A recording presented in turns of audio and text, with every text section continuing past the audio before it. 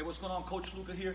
I'm going to go over some common mistakes in the deadlift. Now, we know the deadlift is obviously a phenomenal exercise no matter what your goal is, right? Building strength, building muscle, building power, right? Even if it's for fat loss and body recomposition changes, it's a great exercise, works a ton of muscles, especially the posterior chain. Now, you know, some of the common mistakes that we'll cover is even which, I would say, deadlift variation you choose, because for some people, they should not start with the deadlift off the floor. But I am going to start with the deadlift off the floor because the barbell deadlift tends to be one of those exercises that everybody thinks, hey, I have to do it, which is not necessarily true. But what we're going to touch on first is just the position, okay?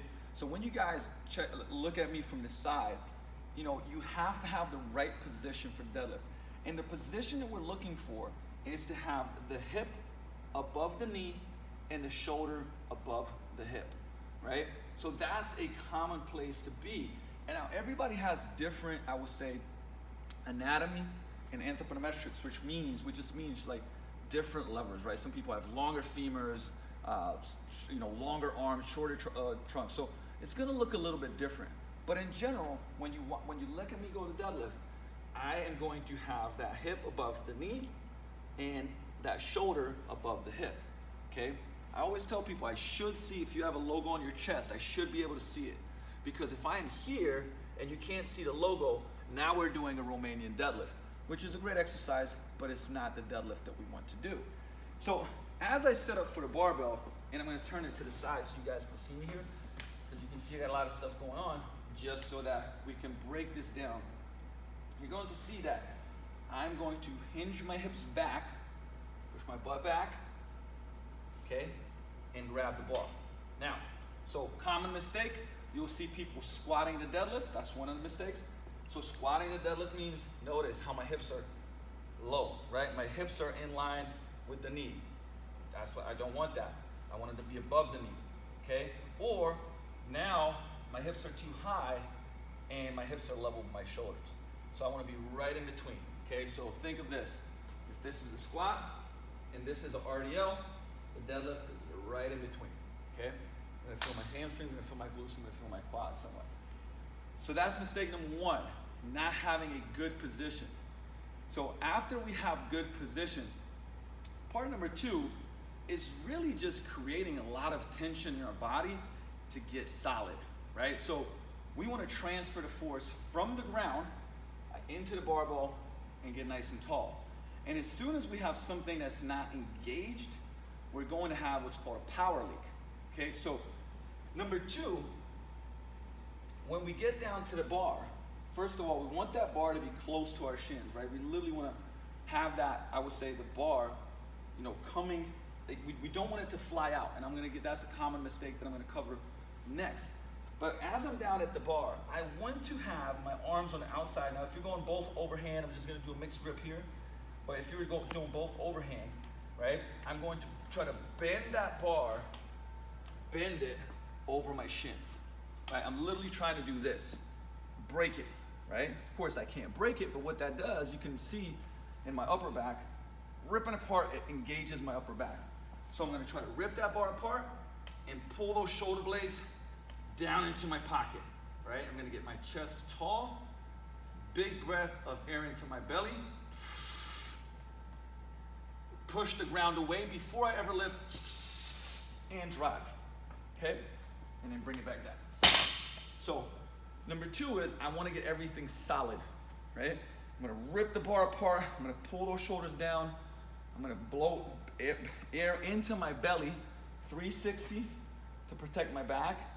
And I like to start pushing the ground away already here, push to engage my hamstrings and glutes, and then drive up slowly and not jerk the bar, okay? So you want to get the tension out of the bar. So watch, this is the lax in the bar. I'm going to take the lax and tension out of the bar.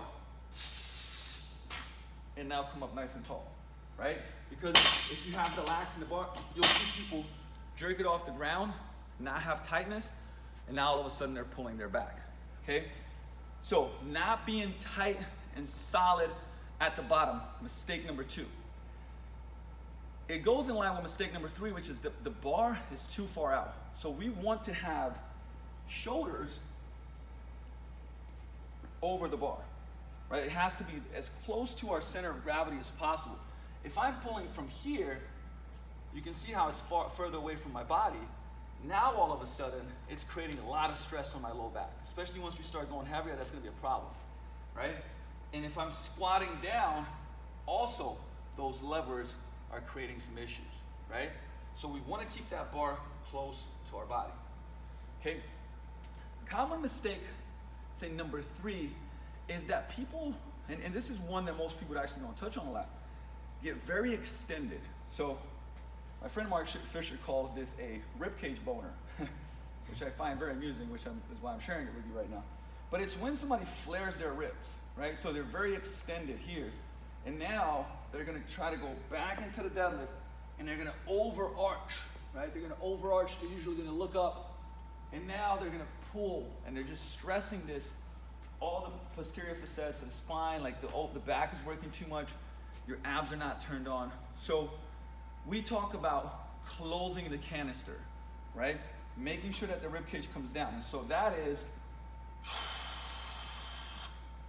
breathe out to get the ribs down, and then breathe air into the belly and blow it up. Okay? So if I was here, I actually like to push the ground, like push an imaginary force away. And now I'm gonna take breath into the belly. And now I'm gonna come down, get that chest tall,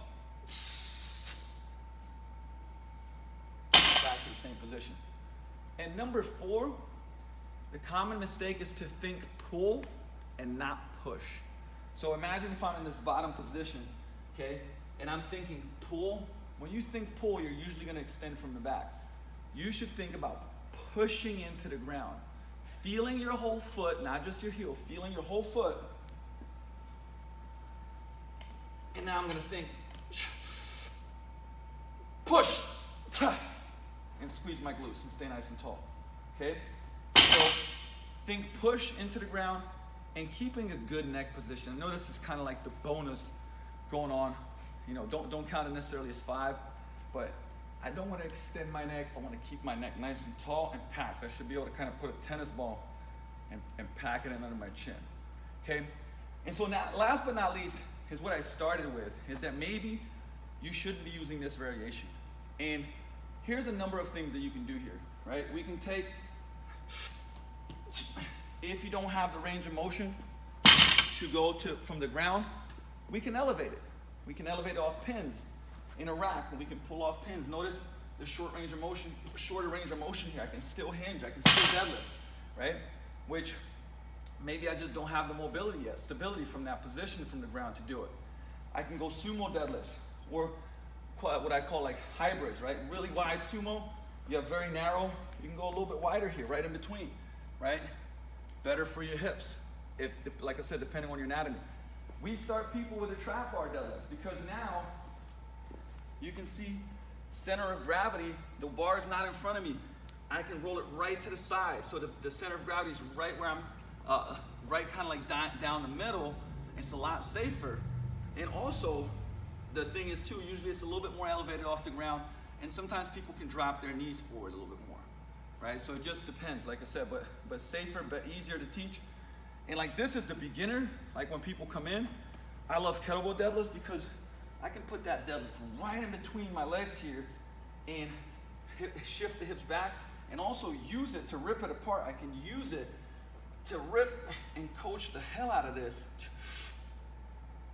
Feel the hamstrings, feel that whole foot, get tension, push, get nice and tall, right? So not only is it that we want to teach these exercises in the positions that we have them, we also want to make sure we use the right exercise for the deadlift. So I know I ran through this quite fast, but I hope that helps you out. Use these, put them into play. Let me know how they go.